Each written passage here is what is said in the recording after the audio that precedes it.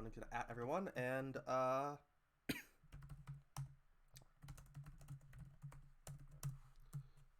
so welcome to Eastern Marshlands, an evening with comrades. I am DipDap here with the skeleton crew, Theo. Hi, I exist and I. Nah, nah. And Königsmark. Hello everyone, I am sick, so sorry for lowered quality. Yep. So, I guess we'll wait a minute for people to Show up. show up. Yes. Yeah. See, we are just the. We are the three parts of the Austrian Empire. You know, the famous ones: Austria, the Czechs, and the Americans. The Austrians, Yes. the Czechs, and Alabama. The Austrians, the Czechs, and the Austrians and Czechs that left for America. A lot of immigration. Yeah. World War was actually to France of all places. A lot of recruitment to foreign units in the Second World War was from French workers from Central Europe. Yep.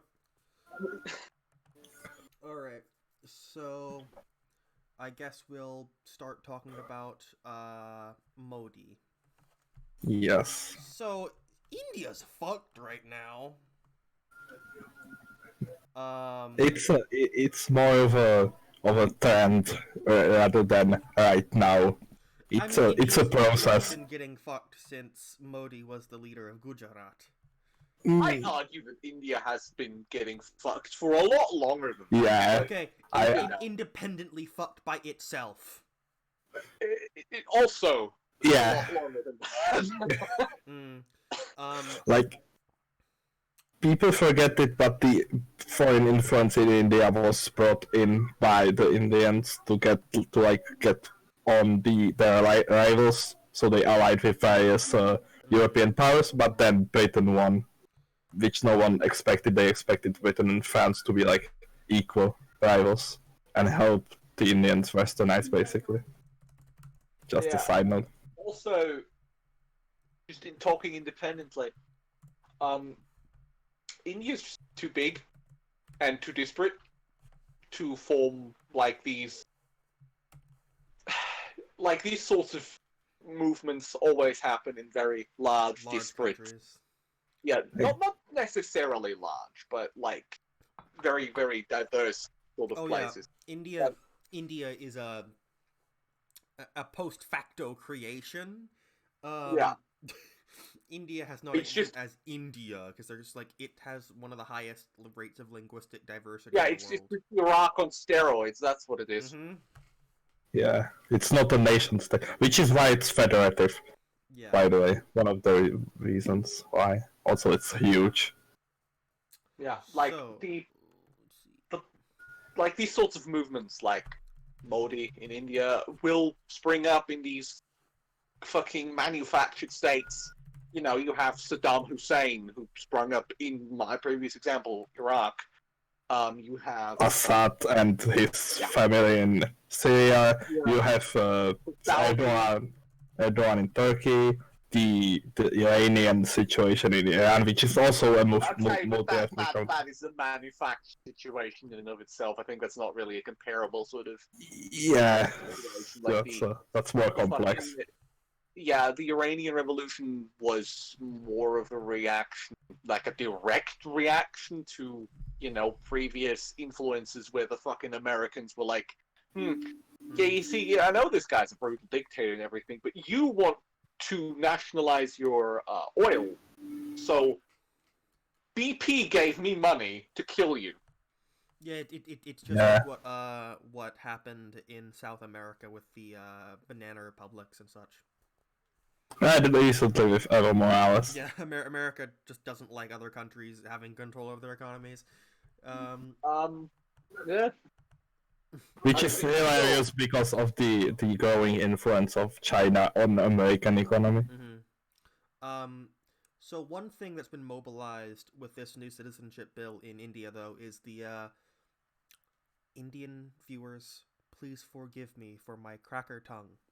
Rashtriya Swayamsevak Sangh, the RSS, National Volunteer Organization, or National Patriotic Organization, is like a little bit of a Hindutva, Hindu nationalist organization that has been marching around, and they're basically the ideological love child of the SS.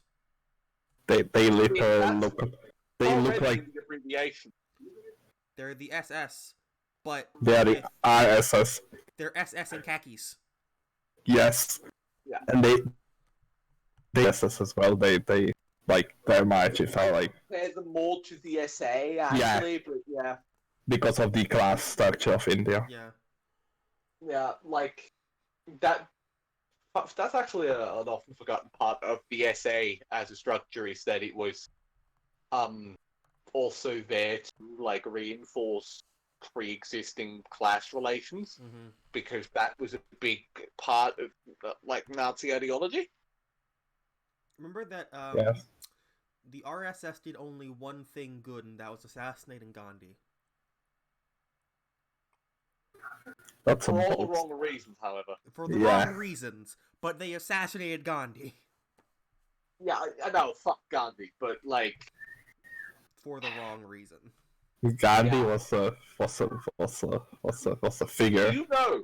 You know that Himmler really idolized the Indian caste system. Oh yeah, no, he obviously.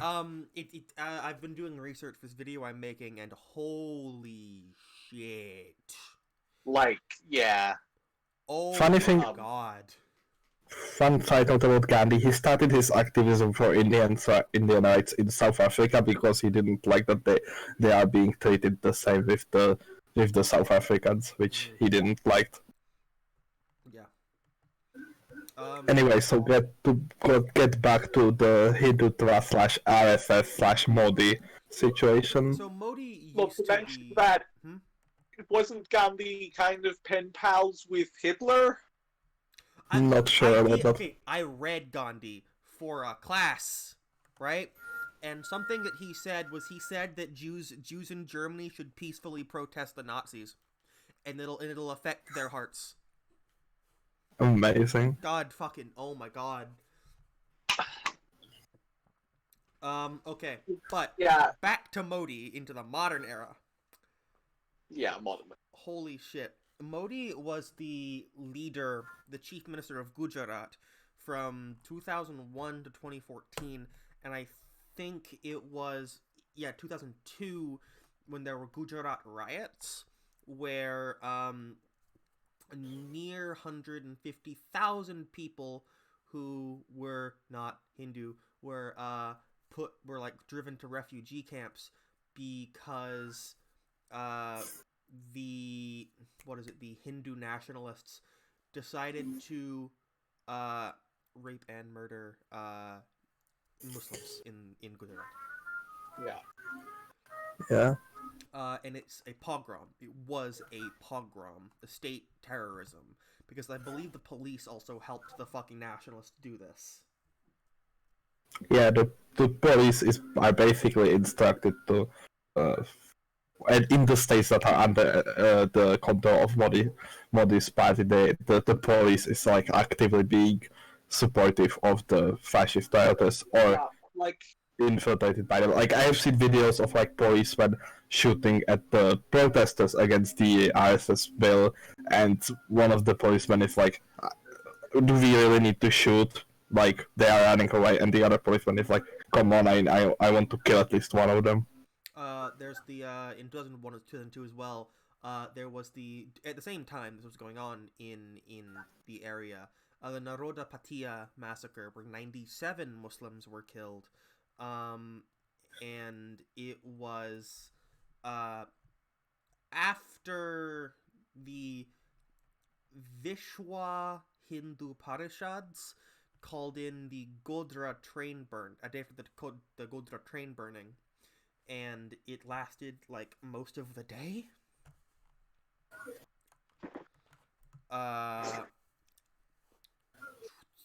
97 dead, over 30 injured. It was a mob of 5,000, and only 32 were convicted of any crime. And all of this basically culminated in the crackdown in Kashmir, Mm-hmm. which was a Kashmir joined India, the parts of Kashmir that joined India with the explicit special constitutional status, and the Modi government decided to revoke it without like not even like Without legal recourse, yeah. they could push it to parliament by like because they have like a slim majority, but they decided to just do it by like executive decision without even that, and they have basically or they have basically done in Kashmir kind of like miniature of the Xinjiang thing. That basically like cut it off from everything, instituted a curfew, and like funneled police to there from all around India. And I have read with the recent bill, citizenship bill, and the protests and the violence, that what the an interesting point someone made, that what the Modi government wanted was Indianization of Kashmir, and what they got is Kashmirization of India. The Because RS. Mm-hmm. I don't think the violence is going to stop. Oh no. Even if the RSS will manage for a while to quote unquote win in the States. Yeah, because you remember what we talked about, how fucking stitched together and disparate India is as a nation? Oh, absolutely. It's a fabrication, and it's coming apart at the seams. When you test its strength, you're just going to end up with realizing, all these people hate me. Also, the Modi's party is slowly losing election after election to various groups. They have controlled more states before than they do now, and as like state elections approach, they are slowly getting pushed out. But that's exactly where they're getting more violent. Yeah, because they know the train is coming out of the station. Mm-hmm. Yeah, like that. That's exactly what the Nazis did as well. Like they didn't make the gains that they wanted to make in the 1933 election. It was like, let's give them the government anyway. They saw the elections that were promised by Hindenburg. They lost that. Not really lost that, but they didn't make gains. They lost seats. Mm-hmm. Yeah, like it should have been a home game for them. They botched it. But the thing is, because fucking what was it, Schleicher, that was in charge of the DNVP at the time. No, I think not Schleicher. Schleicher was the general who was supposed to make the non-Nazi government, but then that failed. I think it was other guy from the DNVP who was in charge. Yeah, no. What the fuck was his name? I don't remember. Basically, the DNVP dipshit. Yeah. Basically, he was like, see, we're just gonna put him into a minority government and make him a prime minister in a minority government. Remind you, in a government that has minority and a majority coalition partner, the minority coalition partner has a disproportionate influence, which is why the majority partner in that coalition keeps the prime minister's seat to make it balanced. This is basic political theory that everyone should know. You do not make the smaller party to have the prime ministership, because that will fuck up the dynamic. That will make the small party more powerful. Because, well, what happened in the next cycle, the fucking NSDAP got powerful enough to just fucking absorb and yeet the rest of the fucking DNVP and like just completely ignore any previous pretenses of fucking parliamentary democracy, like by fucking 34. Which I think might be quite more difficult to do in India, because it's a big ass country. It's a lot less homogeneous. Like Germany had a, like, Germany is a nation state, say what you want. It's a union of disparate kinds of Germans, but Germany in itself is still a nation. Right. Yeah, at least Germans can talk to each other. Yeah. That's another thing that Indians can talk to each other, but it's not by their first language. So it's very hard to do like a Gleichschaltung to like basically put your people in the local governments. I'll put it like this. I'll put it like this. Germany and India are both fabricated nations. The difference is the Germans fabricated Germany themselves, right? Yeah. While foreign powers fabricated nations like Iraq, India, Syria. Pakistan. Yeah. A lot of these, like, conflicts still arise from, like, the post-colonial bullshit because of, like, the drawing of borders when fucking your Anglos and French left. Sykes-Picot. Fucking... Yeah, just eat it up forever. Here's the thing with Modi as well, is he has been very much catering to Hindutva ideas, and Hindutva people really like this thing that Adolf Hitler came up with, was like racial purity. Which is like, they love it. another thing that's kind of hard to do in India. Modi outright, and I quote him, called religious minorities in India bastards. This new What was citizen... it? The Minister of the Interior, I think, that referred to Muslims in the country as parasites? Yes. Wait, that's just the word Hitler used to describe Jewish people. And gypsies. Let's not forget about the gypsies. Yeah. Yeah. The Sinti and the Roma and the lots of other... Like... all these groups. Understandable about that exonym. Apologize, I know it's a slur, but it was also used to refer to any group that they couldn't categorize, like the Gallians they called gypsies, which is fucking insane. Yeah. But they didn't have a categorization for the Letgalians, and literally because they couldn't categorize them, like the fucking SS and the fucking Nazi official showed up in Latvia. It's like, what the fuck are these? I don't know. Let's kill them all. I don't know what this is. Okay, Derlavanger. But here's the thing: is this citizenship bill will make India for Hindus, not for Zoroastrians, Buddhists, Jains, Christians, Jains, Sikhs, and especially Muslims, because Modi has a big thing against Muslims.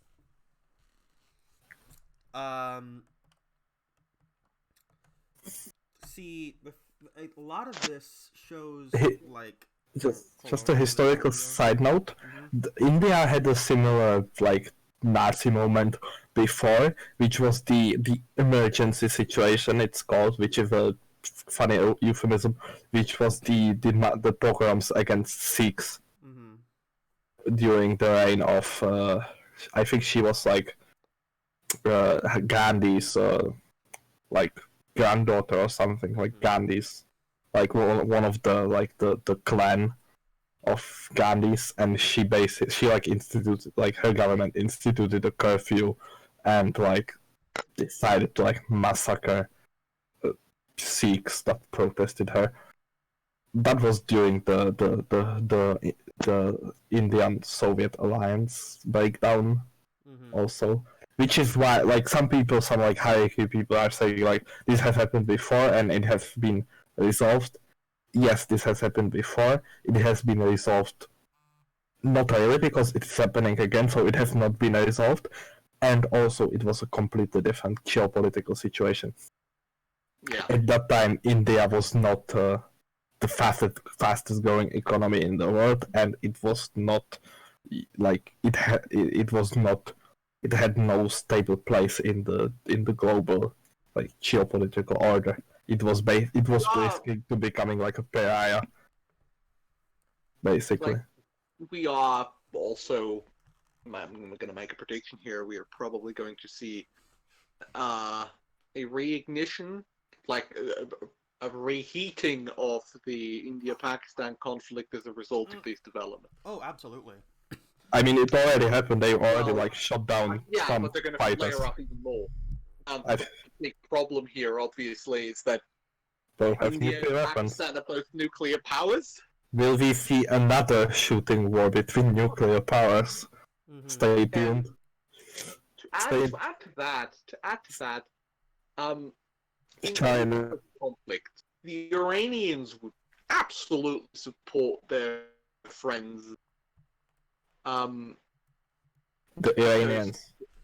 Yeah, because the Iranians also have economic interests that are perpendicularly opposed to the fucking Indian. Yeah, because Indians are aligned with Israel recently. Oh, absolutely, yeah. Well, the thing is, Which, the like, weird thing is the RSS actually likes Israel, even though they admire Yeah. Hitler and Mussolini. I mean, Or people in Israel who admire Mussolini. yeah, I mean, the yeah. Israel Navy That's was not as started. much of a contradiction as you'd like to think. The- You have to remember that Israel is a quasi-fascist. Reminder Yeah. that the Israeli Navy was started by Italian officers, and they bullied and discriminated against people that fought against the Nazis in the war and then joined Israel. Funny moment.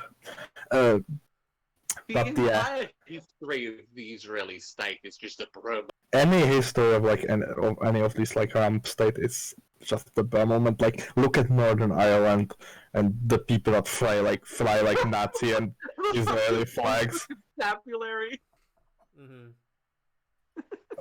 Another thing that's interesting is the role of China in the Indian subcontinent, because China has been allied with Pakistan for a long time, because India has been hostile to China, because both India and China claim parts of Tibet and Kashmir since the McMahon line, which was made, which is another of these like epic border time that was made that was made in the end of the 19th century after the Xinhai Revolution between Tibet and Britain.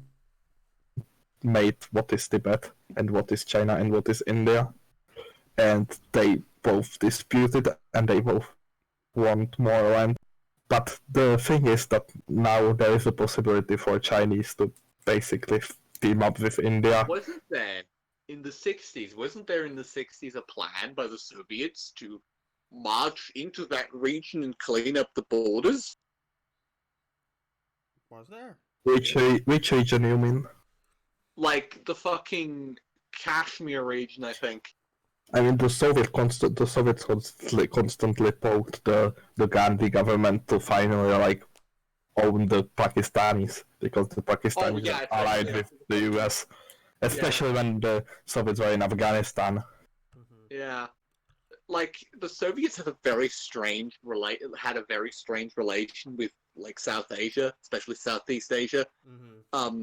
And it was almost like polar opposite, because in Southeast Asia, I think they were far enough away to the point where they couldn't do much else than just, do things like send arms and equipment to Vietnam, which was an interestingly like horizontal relationship.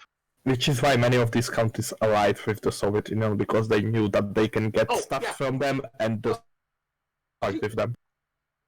Yeah, you remember how China, this great, defender of communism in Asia, invaded Vietnam.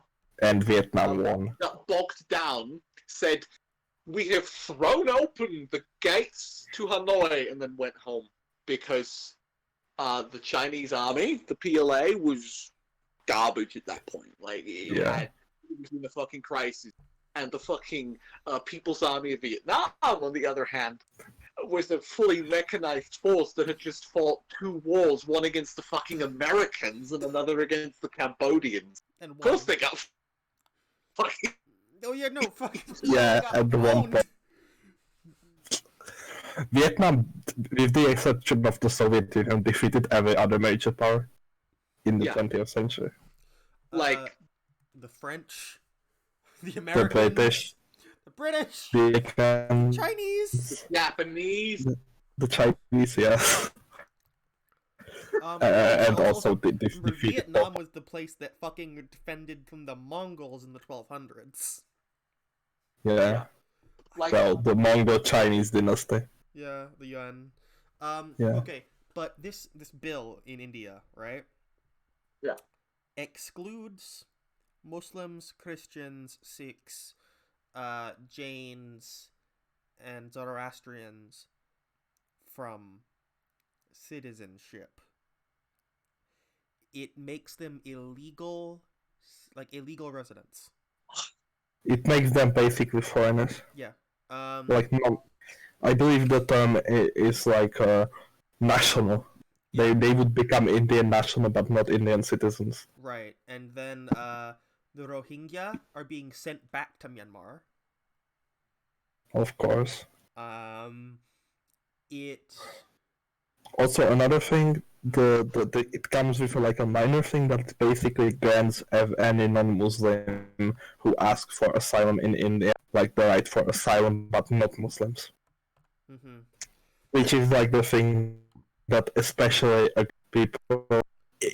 Funny enough, the most like vocal protests come from like Sikhs in Pakistan, who are like, "This is racist. We need to stop." Which makes sense because Sikhs are minority in both, get fucked over by both. But it does allow for Hindu, Sikhs, Buddhists, Jains, Parsis, and Christians from Afghanistan, Bangladesh, and Pakistan who entered India before the 31st of December 2014 citizenship. But it does not mention Muslims. And it would only benefit 25,000 Hindus, near 6,000 Sikhs, less than 100 Christians, 2 Buddhists, and 2 Parsis, which is Zoroastrian. Literally 2 guys. Just those 2 Buddhists from Afghanistan, Yeah. I guess. Reminds me of the last 2 Jews in Afghanistan. Ugh, fuck me. I wonder if it applies to those Jews that had their synagogue bulldozed in fucking Kaifeng, China. Probably not. You want to take a guess on that? No. I want to guess. Oh no. Because remember, Judaism is not a legal religion in China. You can't be Jewish in China. I mean, also probably in India, I guess. Now, at least. Now, yes. Any final words on the India Modi situation? We might see a lot. Like, we have seen student protests. I don't think this is like the end of violence. We might see I saw some things. We might. A video of some people walking around singing Bella Ciao. Right. The thing going around singing Bella Ciao. Balkanization when? Balkanization when? I think also what we might see is like a reactivation of like several weird terrorist groups that operated in India recently, like the Christian communist terrorists. Oh yeah. That have been Bhagat Singh rises from the grave. That have been doing weird shit in India for a while, and also like the Indian, like the Changals. You know what because that reminds me of? What? There's an East German song that goes. The title of it is literally just Jesus with a Kalashnikov. Jesus with a Kalashnikov? Yeah. And then there's a song by Ernst Busch that title of whom is it's a Christmas song, which goes Jesus happy birthday Jesus the Revolutionary. Yeah. So I guess we should now head over to the west of India quite a bit, to Israel. India's ally recently. India's as well. ally, yeah. So Israel might be put on trial for war crimes.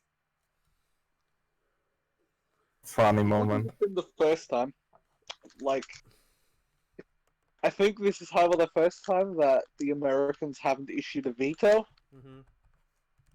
I think that's what's.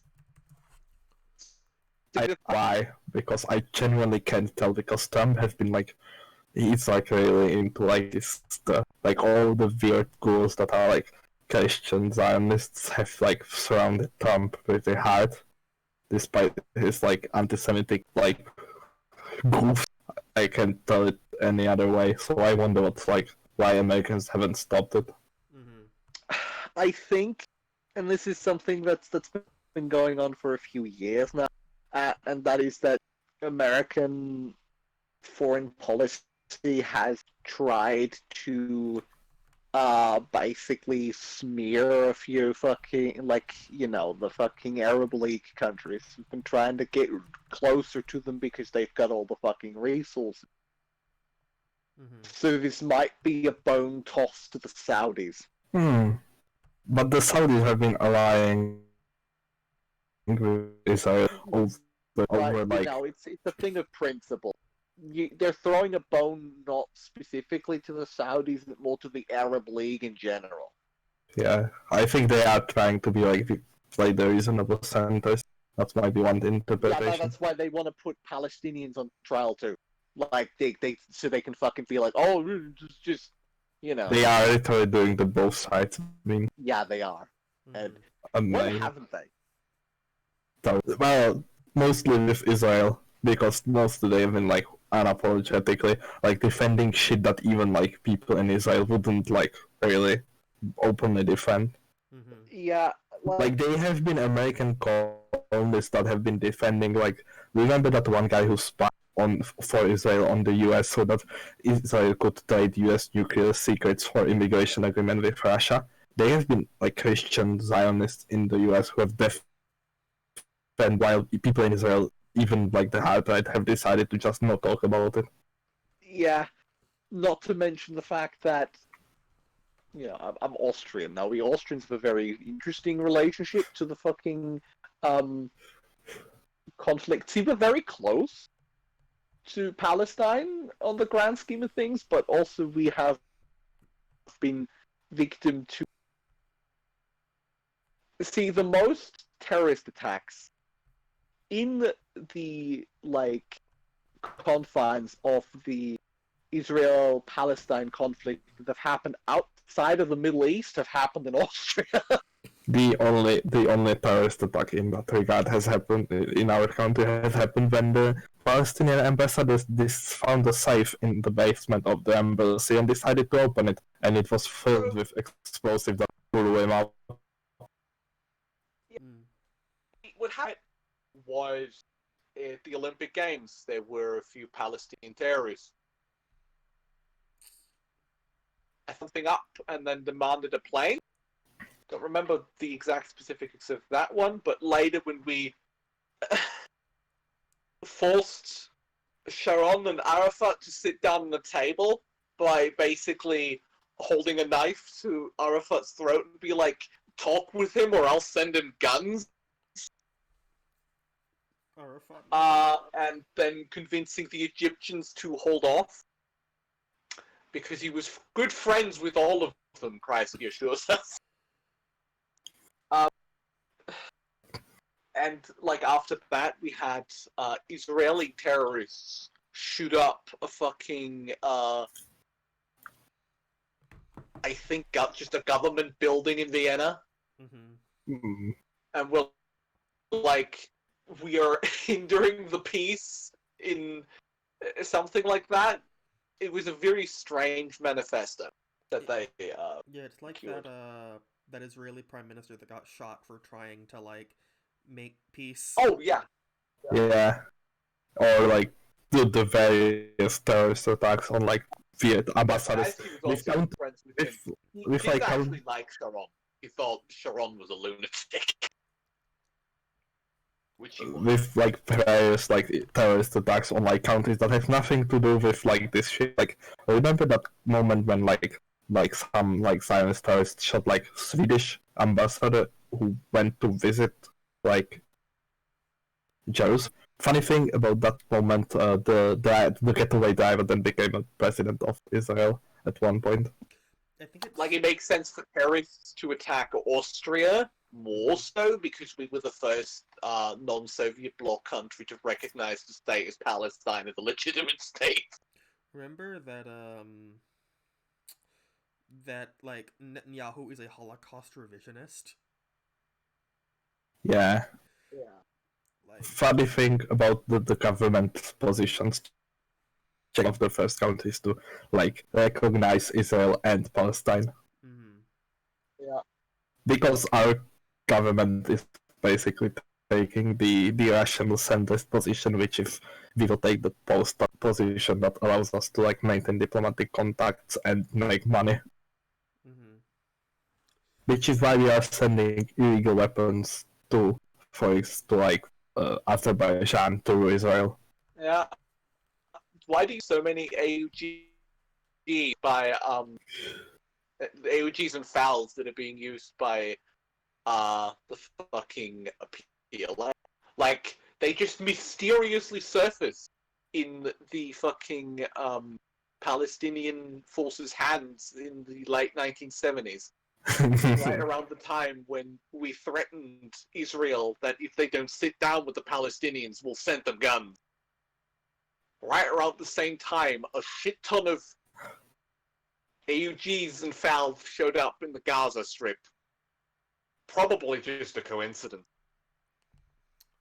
So what's the possible result of the trial? Like, what's the actual enforcement powers behind it? Yeah, that's a good question. The ICC has decided to investigate war crimes. It's the International Criminal Court, and it has a pending pre-trial chamber decision on the territories at hand. The Israeli media is calling it like an attack on Israel. Of course. And that let's see. Well, do we have specifics what they're being charged with? I think a lot of it's with Gaza. I'm trying to find which crimes. Yeah, obviously obviously the fucking illegal settlement. Gaza, I'd assume. Yeah, the settlement thing, Yeah.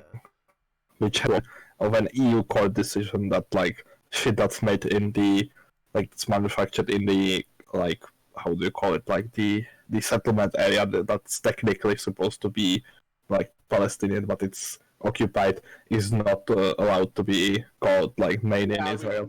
The partial embargo on Israel is what happened. Yeah. Which like that doesn't work because well just 95%. Well, no, but it's not about whether or not it gets in. It's about the fucking message it sends. It's not about whether it's.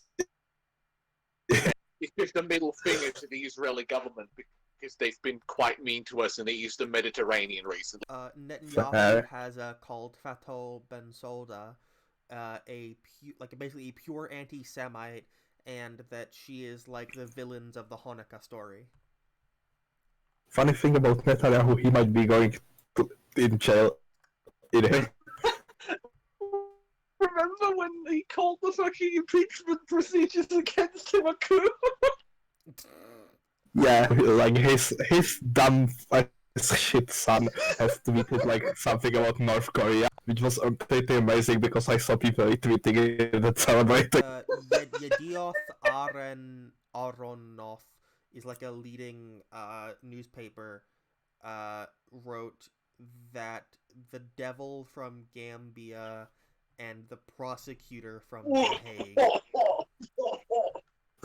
Bro, I love that the racism just keeps coming. This is the rational conclusion of like looking at the audience and turning the dial with the text racism to get the reaction. You will lose control of the dial.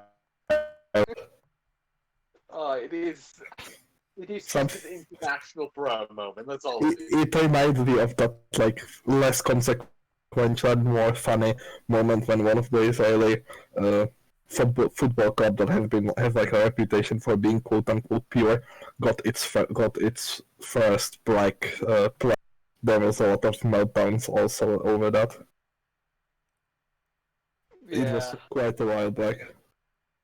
Yeah, I know what you're talking about. That was fucking. I don't even know when that. See, I'm Yeah, trying to no, find but, the exact like, charges. I'm assuming I would be very confused if the fucking white phosphorus that they dropped on, like, the civilian areas in Gaza wouldn't show up. Because that's a level of war crime that even the Americans tend not to do that lightly. Yeah, They'll do it, but you have to be mean to them first.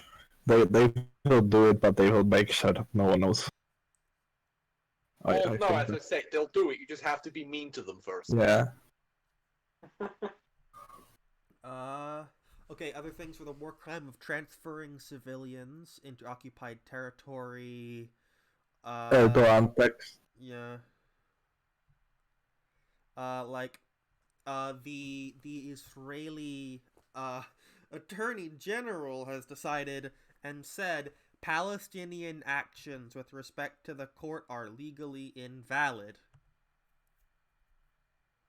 He just says that the Hague has no jurisdiction. Yeah. Israel minister. Other Israel ministers Hold said on a minute. That implies one of two things. Either he's arguing, which I would assume he's not, because that's strange, that it's not in the jurisdiction of the UN, Mm-hmm.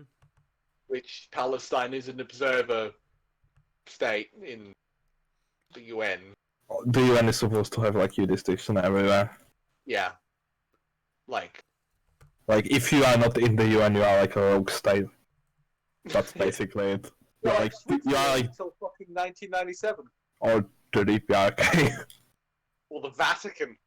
Yeah. The Vatican is a rogue state. I mean, It is. I'm not saying we should nuke Vatican. No, I am actually saying that we should nuke them. Alright. If you shoot a Davy Crockett right in the center of the fucking Vatican, you'll only exterminate the Vatican itself, and it'll be fine.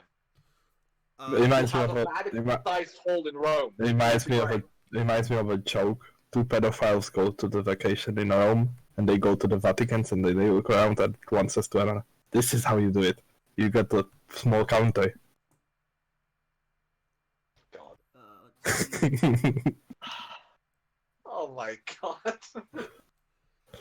Oh, I am well versed in those jokes. I live in the most Catholic nation in Central Europe. Yeah. This is why. This is. Okay, second most Catholic. The Polish exist. Yeah. The Polish Nazis recently also had several bad moments when we are at the topic.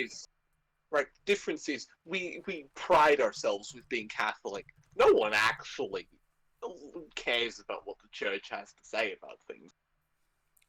Like, no one gave a shit when the church issued a protest about us legalizing same-sex marriage. No one gave a shit about that. Yeah. We just like to call ourselves that. It's like a matter of pride because we're all fucking pretend aristocrats. It's same with Hungarians, actually. They also love to masturbate their Catholicism, when the history of their country is like constant religious rebellion. Yeah. Also, Orban. I'm trying to find more, but the U.S. and Australia are denying this. Another thing I have seen one Israeli official say, "We will fight the courts like there are no terrorists, and we will fight the terrorists like there is no court." Yeah, there is no Hague. Which makes no what the fuck does this even mean? How do you fight the Hague like there are no terrorists? Mm-hmm. It's a thinly veiled threat, a very badly worded one. Yeah, it's supposed to sound ominous, but it just sounds like someone having a meltdown. I think what he meant to say is that if the court goes through with this, they are going to have problems with, quote-unquote, problems with Zionist extremists and probably the Mossad. What it came out as is complete incoherent gibberish, which Israeli officials seem to be really adept at. It's also possible that it's like a translation problem. Maybe, but I don't know how similar Hebrew is to English.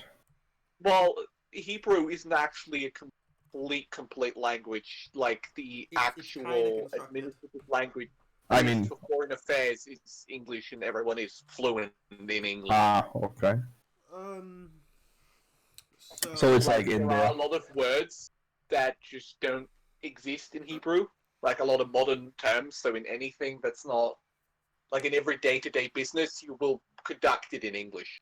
okay, so Haaretz made a very funny analysis. In Israel's attempt to deflect ICC prosecutors' call to probe war crimes, it admitted to the occupation. Did they really just put the chat, yes? Gripped by panic at Fatal Bensouda's statement that there's reasonable basis to investigate it for war crimes, Israel claimed, quote, there is either the occupation and no Palestinian state, or there's a Palestinian state and no occupation. By using this problematic argument, Israel gave the answer.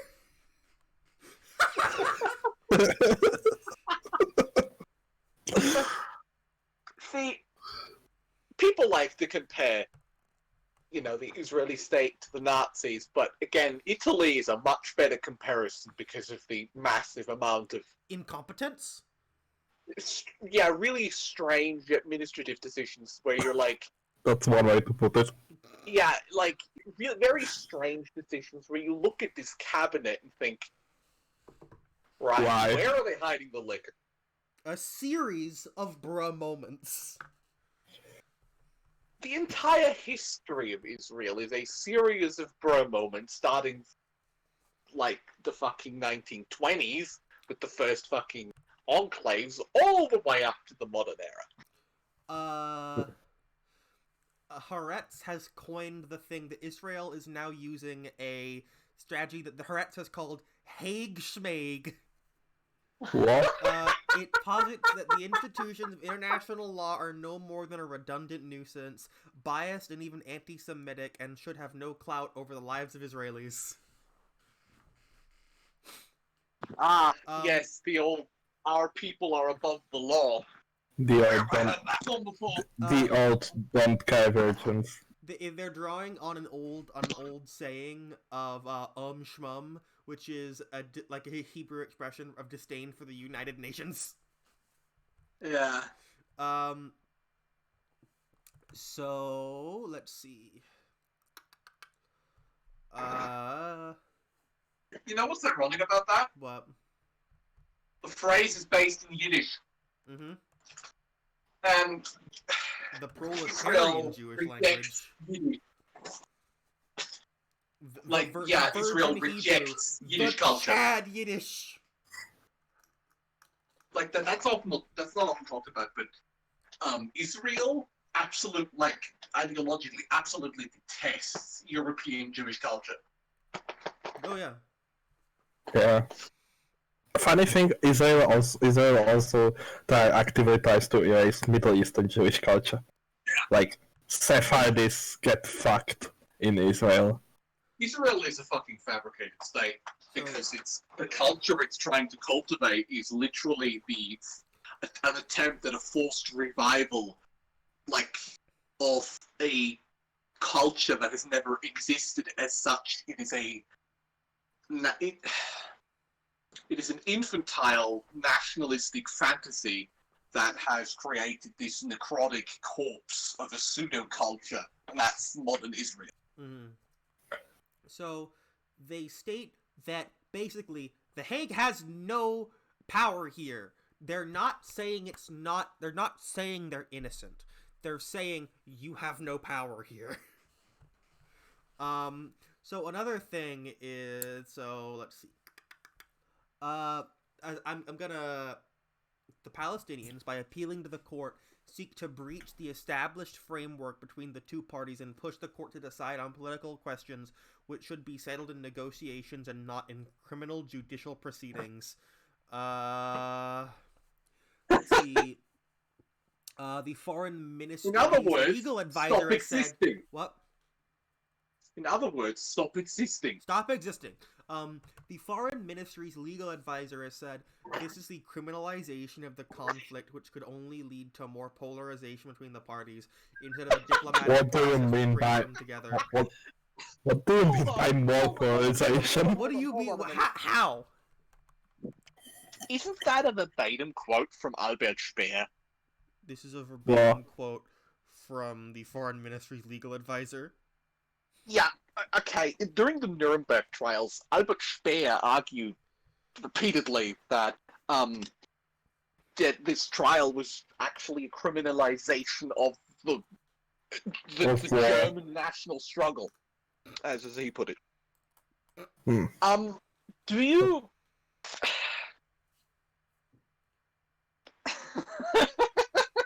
This is the... You can't make this shit up. I mean, At least I'd be surprised if it is a genuine, like, if it is intentional, because this was specifically in reference to war crimes committed against the Soviets, not the Jewish programs. You can't... This is beyond parody. Okay, yeah, but they don't care about it. Like, this has been established. Israel doesn't give a shit about Jews. You say this is beyond parody, that's the thing. Like, these people, they don't have a, like, they don't, like, I don't think they believe in, like... There is... They are literalists. Defenses repeat themselves. First is tragedy, then is farce. Like, I think that's, like, this is, like, a nationalist way of thinking. They don't, like... They are literalists, they don't read into things, they just read things, so I don't think that they really, like, think about things. Like, this is like a quote from Hitchens who I despise, but I think this is his good moment. He said that there are, like, literal minds and, like, what's the other thing? Like, Figurative. abstract minds. I can tell you exactly what it is. It is the clash of this ancient, like, imperialist idea of might makes right. If I can do it, if I can kill them all, right, then I can do it. Isn't that clashing with the modern reality of you have to be able to justify your actions to the rest of the world, because that's a fairly new thing. Netanyahu literally said that on Twitter one time. Yeah, the strong negotiate with the strong, the weak perish in the flames or some shit like that. Yeah. The Attorney General also said, Israel is committed to the idea of international criminal justice since its exception, but it has never joined the ICC's Rome Statute, arguing that the court may one day be used for illegitimate political profit. So they basically put the Bush moment when the Americans withdrew from, like, all these things. But again, there is either the occupation and no state, or there is a state and no occupation. So Israel is, holy shit. Were they drunk? Like, were they drunk? No. I think this was a tactical miscalculation, and it is the exact problem that the Italian political machinery faced during the fascist period, which is that Mussolini honestly didn't give a shit about what the fuck his publicists put out. In other words, all of these people that have contact and the ability to speak out to all of these media outlets, they can say whatever the fuck they want. No one checks them. Alright, the last part of this says is, Israel's position ends with the declaration that, quote, cynical attempts to manipulate the ICC into acting where its jurisdiction is manifestly lacking threaten to undermine not only the court's legitimacy and credibility, but also the prospects for achieving the just and lasting settlement long awaited by Israelis and Palestinians alike. End quote. Right. I would like to end this with a very specific notion. I think it's been established for a very, very long time that Israel doesn't give a shit about Jewish people. or Judaism or about anything. It cares about itself. It's a nation state. A fabricated identity based on romanticized ideas of a culture that, as such, has never existed. Like, it rejects European Yiddish culture and it rejects Middle Eastern Jewish culture. It completely rejects any Jewish culture and essentially creates this fabrication, this idea of these few specific Zionist, people that first established these settlements, their fantastical, fictional idea of Jewishness that as such didn't exist until it was willed into creation. Israel is a different example, a different method of a colonial fabrication, but it absolutely still is a colonial fabrication, just like Iraq, Syria, Jordan. I think you get what I'm saying. Yeah. And this is exactly why, the talk to are actual part of the remaining Yiddish community don't tend to like the Israeli state all that much. Yeah, like Mizrahis and Ethiopian Jews and Sephardim and especially. And it honestly Ethiopian makes me Jews. sad because of Israel, like Yiddish culture is dying out. Yeah, especially fucking like black Jews. Yeah. Oh yeah. Didn't Israel like sterilize some of them? Yeah. And also, them and also Eastern European Jews. Yeah. Yeah. So basically, Israel doesn't give a shit about Jewish people. It cares about its own fictional, idealized version of Jewishness that really only exists as an enforced fabrication. Israel collapsed. It mostly also comes from like American Christian Evangelical Like if ideas of what Israel Jews are. collapsed today, if Israel collapsed today, the Israeli culture that they cultivated would not survive a decade or two. Of course, all the people from Israel would just like do what they always did. They would go all over the world and reconnect with the various Jewish cultures that still The natural Jewish cultures, not the fucking constructed. Yeah. Well, national. All cultures are kind of constructed, but not the astroturfed culture of Israel. The consciously constructed, like the top-down constructed culture is what you're talking about. Yeah, the astroturfed culture. Like, because Israel is an example of where a group of people has established itself with power, a government, and in fear of a culture onto a broader mass on the bottom. Like it is an enforced culture by an actual, governmental authority, like by an actual state body.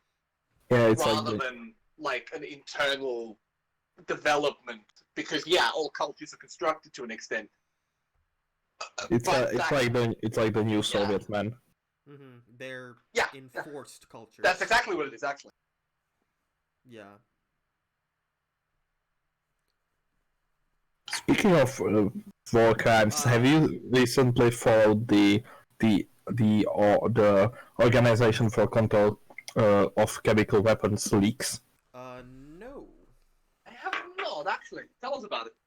Remember how a few years ago there were the chemical attacks with, I believe it was said that it is chlorine, and people were skeptical of it, and they were accused of, being Assadists.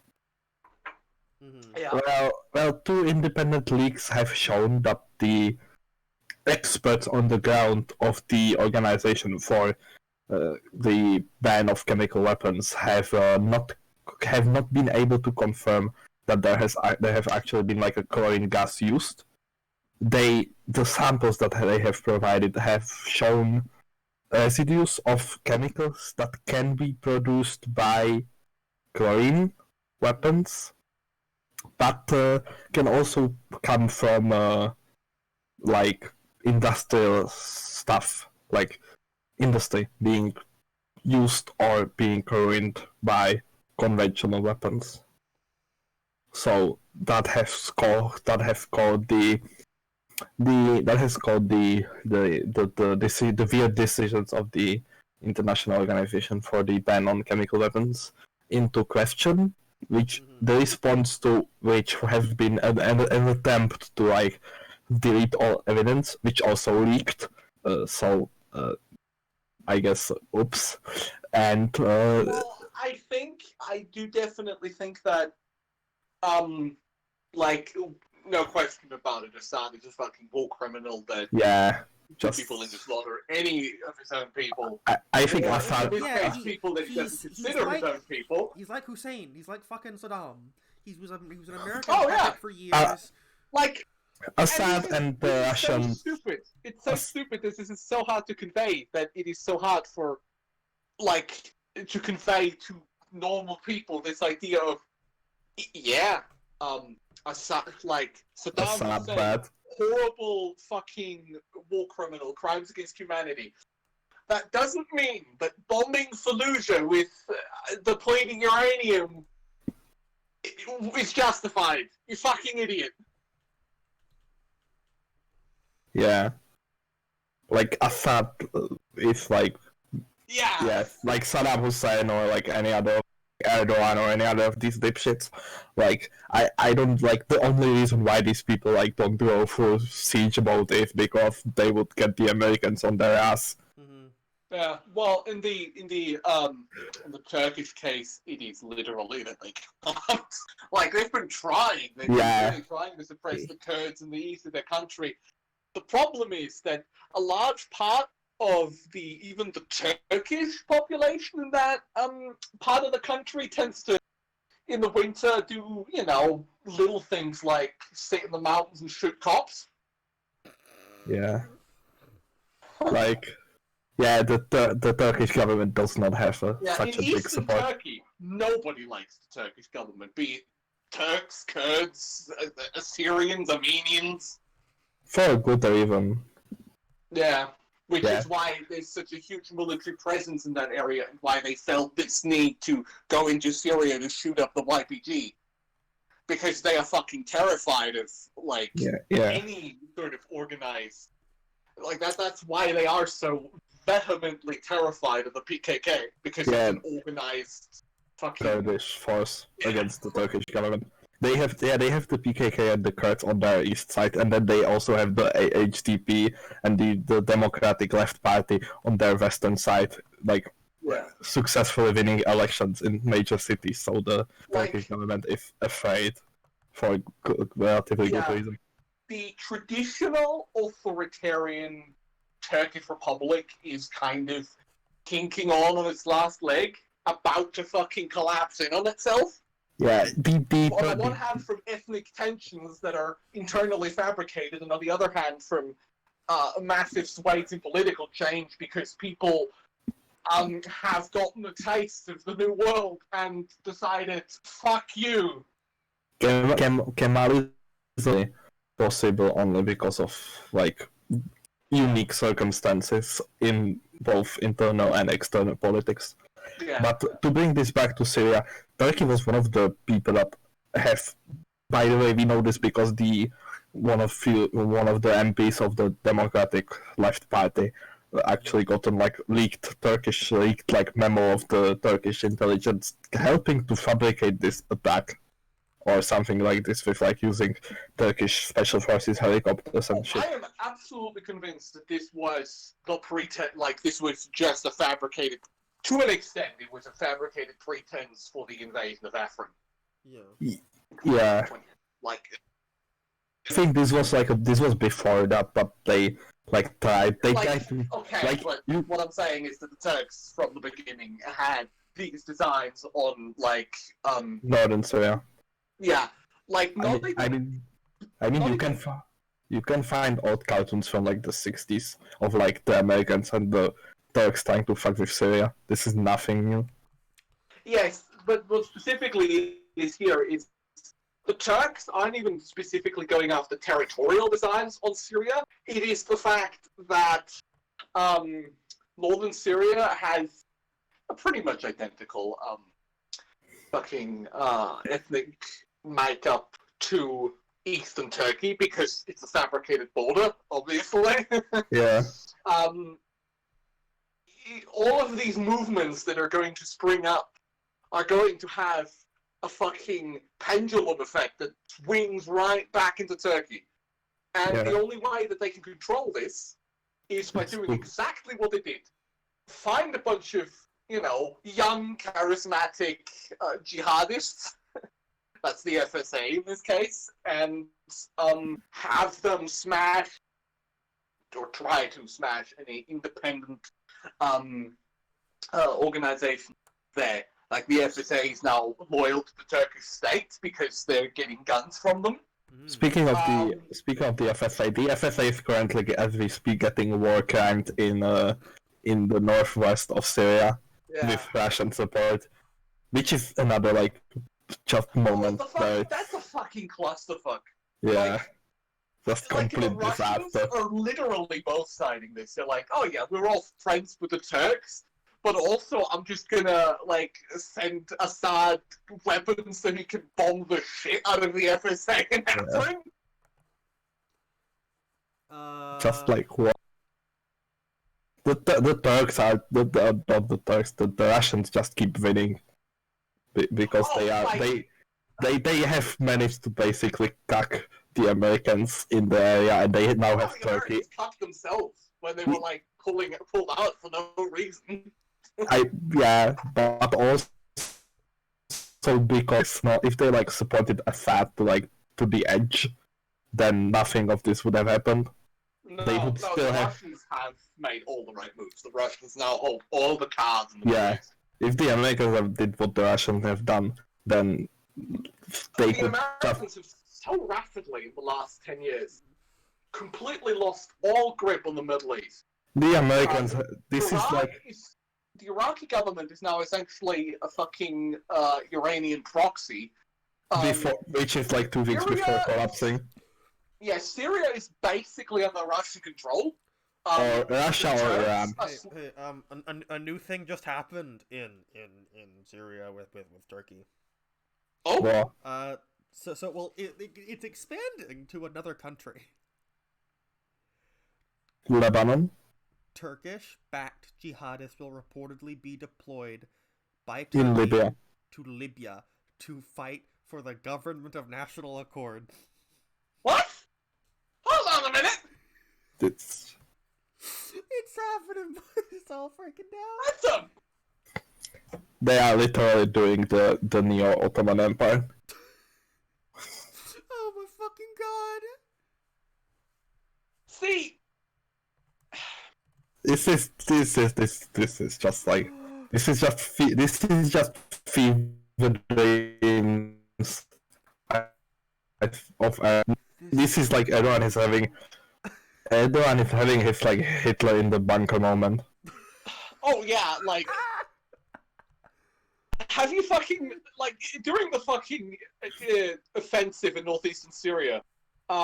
They got half of the division just fucking obliterated within the first week because they thought just marching tanks into a centrally defended urban area was a great idea.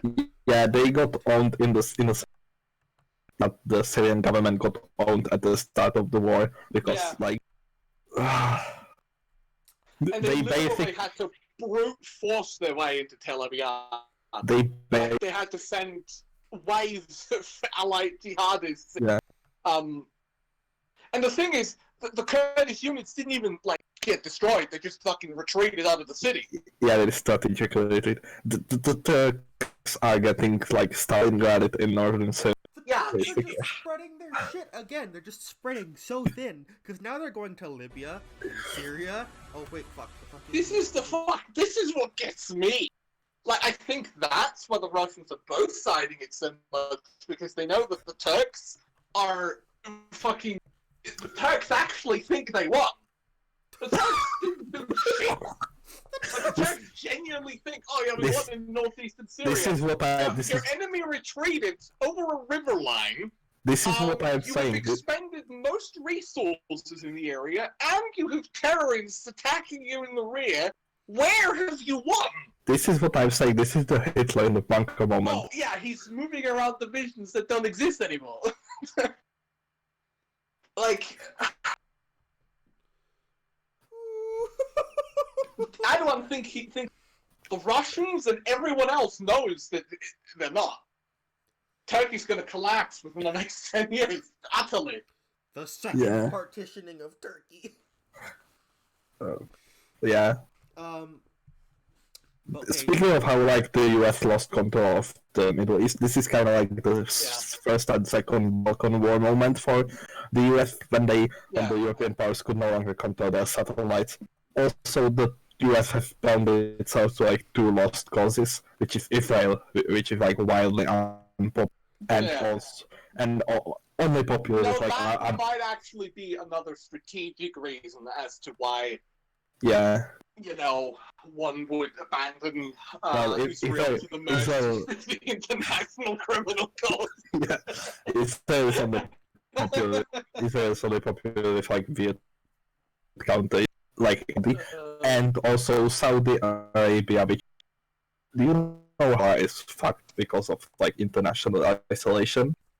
Well, the thing is with Venezuela, you can actually grow food in Venezuela if you look at South, like the biggest. Do you know how like all the countries are like import, and it's like the squares of different shapes, and in the bottom right you have like these Saudi tiny Arabia is the last genuine feudal state in the and also doesn't even have the thing that made feudalism to outgrow itself, which is food surplus. It doesn't have any food. Yeah. It's a fucking desert and some mountain. For most countries, food import mostly covers food output. Being like France or the US or Mexico. For Saudi Arabia, food is one of the biggest imports. Yeah, which is why there's very limited things that you can actually produce. But which is why they have. You got fish. Like, and fish. It's not Yemen. You know, Yemen has its fertile plains, like in the fucking southwest. Oman can fish, I guess. Yeah, you got fish. Well, Oman also has fertile valleys because of the rivers that flow through it. Central Arabia is surrounded by mountains. It's basically a mini Sahara. Yeah. And like, they have nothing grows there. You would need massive investment into desalination plants and like modern farming. No one has the kind of money for that. Not even the Saudis. Yeah. Especially not like now when oil is losing its profitability. Alright. And it's getting unpopular. Saudi Arabia, another country that's going to not exist within the next 15 years. And which is one of the reasons why the Saudis are like scared shitless of the Iranians, because the Iranians just keep, I don't know if they do it for fun, they keep fucking with the oil trade in the Persian Gulf. Oh yeah, in the fucking Strait of Hormuz, when it's just like, maybe you don't get through here today, and we'll just block this strait here until the Americans show up. Then we'll go. Not just the Strait of Hormuz. Recently, like drones that have been said to be like Iranians have fucked with ships in the middle of the Indian Ocean. Oh yeah. Like they have massive drones. Speaking of drones, do you guys remember when the Iranians straight up hijacked an American drone over Afghanistan? What? Yeah, they hacked into the Predator drone mid-flight. The Iranians managed to somehow hack into it. How?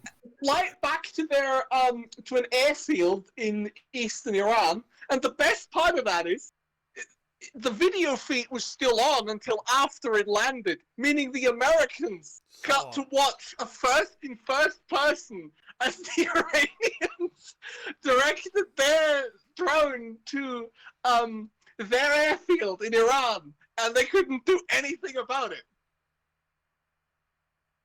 That's amazing. It's one of my favorite things. Because they were all just like staring like, what the fuck is going on here?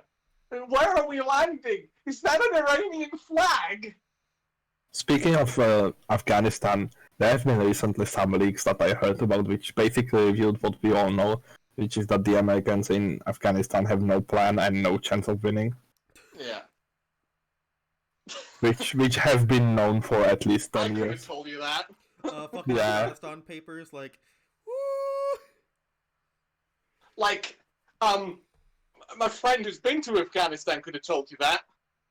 And he was in the army. He knows exactly that the Americans have no fucking plan down there.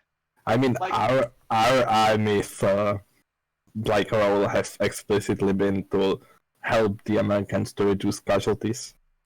Yeah. Vietnam. You want to know what the German army did in Afghanistan? Yeah, They like were no. literally just there to fulfill their NATO obligations, which means they took their 2 divisions, or brigades actually, they called them divisions, they were just brigade-sized elements, and were like, right, we're going to sit here in the mountains in the safest part of the country and do nothing. Fair. Like Like- the Czech army is almost like support, like so we are just training, I guess, doctors and like people with dogs. That's it. In well, Afghanistan, like most European armies don't actually play active role in Afghanistan because they knew from the start this is just bullshit. The only reason that the fucking Germans went into Afghanistan is because the Americans were mad that they didn't go with them into Iraq for the second Yeah. time. It's kind of similar how the Soviets went to Afghanistan alone because they couldn't make any other Warsaw-packed country to do it. Yeah. Not to mention that the government that they were allegedly supporting was shot dead by them within the first, I think, week? Yeah, they did like how when Napoleon went to Spain and made both the kings abdicate. They did, and then got the whole country to rise up against him. The Soviets in Afghanistan, Like, they basically shot that government that they were supposed to be defending, and then were like, hold on, didn't we need that? What's our plan? What are we doing here? To be fair to the Soviets, like the government they were supposed to like protect was pretty like bad, but also then why do you defend them? Like this is similar to the US, which had the Soviets at least had a government to like allegedly prop up. Americans had nothing. Do we want to move over to a quick rundown of impeachment stuff? One moment, my Discord's fucking up. I'll be right back. Alright. Alright. So yeah, war in Afghanistan, fun for the whole family. If you want, donate to our Patreon, or donate with Super Chat, and your message will appear on screen. Hello? Hello. Yes. There we go. Hello. Alright. Moving on. So Impeachment. What's going on? 3 hours ago, Donald Trump tweeted, "So interesting to see Nancy Pelosi demanding fairness from Mitch McConnell, when she presided over the most unfair hearing in the history of the United States Congress." My take is at first my overarching principles. I don't think this has any influence onto anything. No, it doesn't, but it's But fun to see. my second take is that it is really funny to see all the dipshits absolutely. squirm. Donald Trump's Twitter is funny because it's beyond parody, and because Donald I don't Trump's- give a shit anymore. Donald He's a Trump's lol Twitter cow. is absolute cope. It's To us Europeans, he's a lolcow. Yeah. It's just like how I say that I want Joe Biden to get the nomination so I can watch 2 old white guys with dementia fight on stage. I mean, yes. Same. It'll be funny. Yeah, you know. Yeah. Biden will stand there and he's like, yeah, this time Nixon's never gonna win. I remember a few weeks ago I said Joe Biden can't remember the last time this week he's been diagnosed with dementia. I think now it's the last time today he's been diagnosed with dementia. I heard funny thing. Beat his wife's hand on stage. To be fair, that's kind of cute. Like, that's at least humanizing. To a certain degree, I guess. It's like watching an infant in a fucking old Yes. child's body. Yeah. So let's see. Like, Trump is like having like moment because like how many of the people that he ran the campaign with are already in jail? A lot. Yeah. Oh, funny thing. Trump is now saying that the impeachment process is making it hard for him to work with other world leaders. One. And two. Trump got cloned by every other voter either.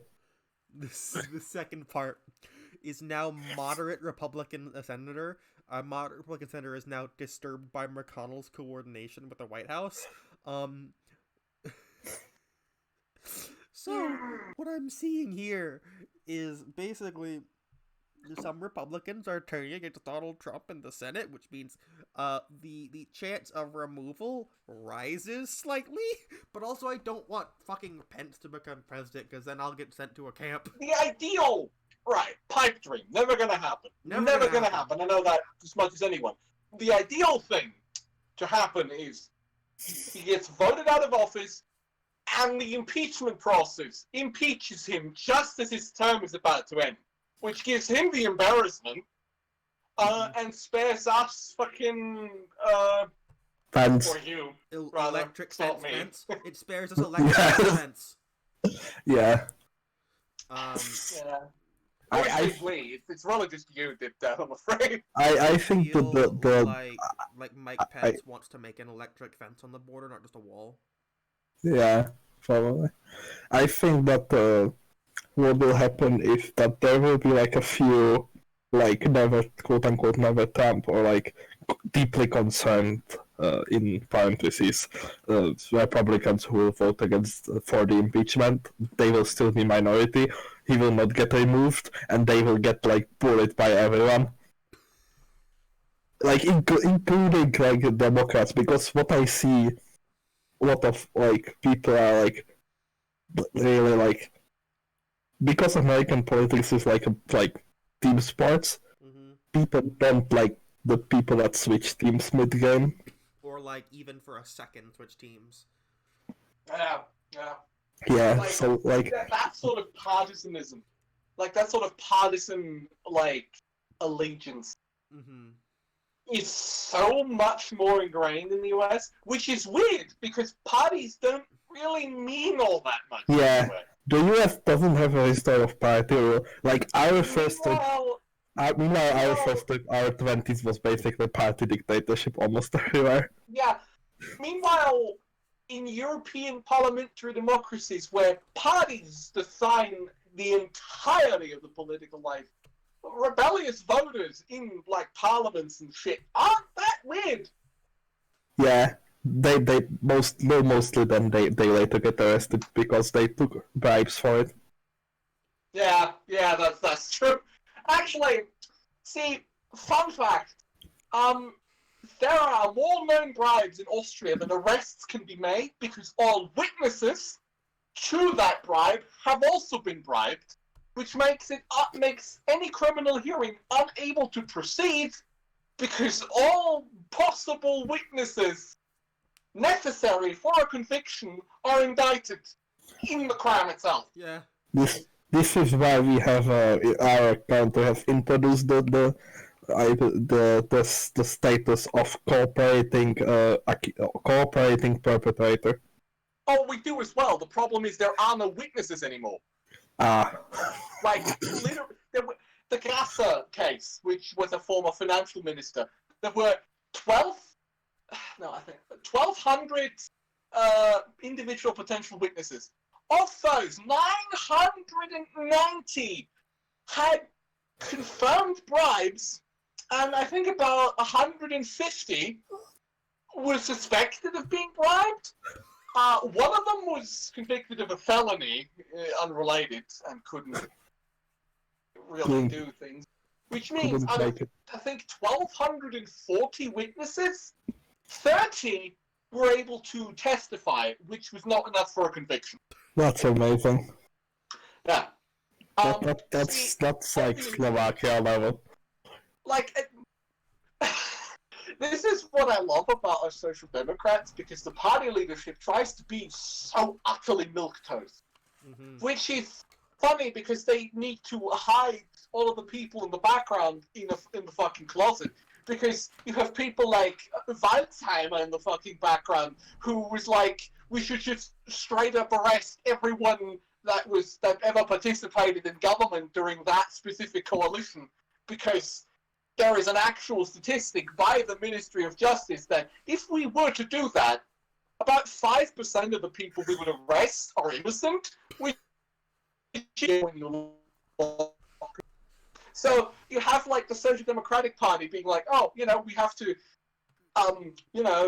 uphold the judicial process of the Republic. And then you have people like Waldheimer and the left wing of the party sitting in the background, like, arrest them. One of them even implied he wanted to bring back the death penalty. Like, he said something about guillotines are outdated, but the Americans might have the right idea. We should just apply it to the capitalists. Bruh. The fucking Social Democratic Party is so weird. Because on the one hand, they are the most milquetoast of milquetoast in the people that actually run. But in the background, you have people that advocate for the summary execution of every conservative member of government from 2000 to 2008. Oh god, I agree. I think we're like a bit off now, so I think we can end the stream. Yeah. Basically, impeachment is fucked, and it's funny to watch because I couldn't give less of a shit anymore. Trump is funny. Panicking. This is better than any fucking stand-up comedy thing you could ever watch. Like, see the humor in it. It's funny. Stop worrying. It's funny. Yeah, you have to laugh in these times, or else you're doing insane. Yeah. Yeah. Well, this has been an evening with comrades with Theo, Dipdap, and Königsmark. Yeah, skeleton crew, but I think it was quite fun. Yeah, and we'll see you all next week.